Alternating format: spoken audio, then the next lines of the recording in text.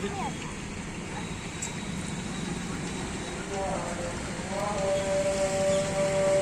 गिलास नहीं लेके जाना पापा, गाड़ी मत लाओ अभी।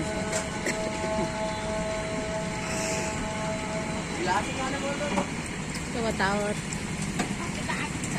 बस और भूलेंगे क्या क्या लिए आप? कुछ नहीं।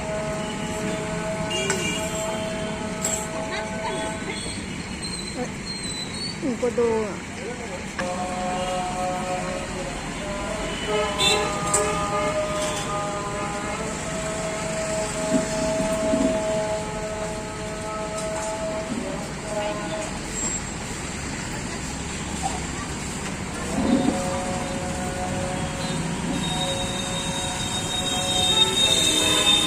चलो बैठो बाबू।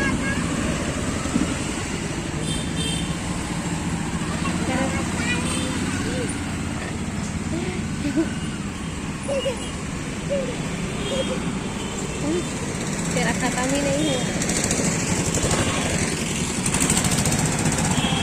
कहाँ चलेंगे जी अब? कहाँ चलेंगे अब?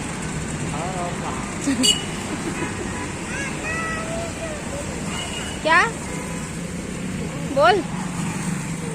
अब बोलती बंद हो गया कैमरे के सामने। बोल। फ्रूटी ऑरेंज जूस पिया है फिर भी फ्रूटी चाहिए उसको। तो मजा आया? वो सामने वाला कौन सा गार्डन है सौम्या? वही तो है कंपनी। हाँ हाँ वो कंपनी।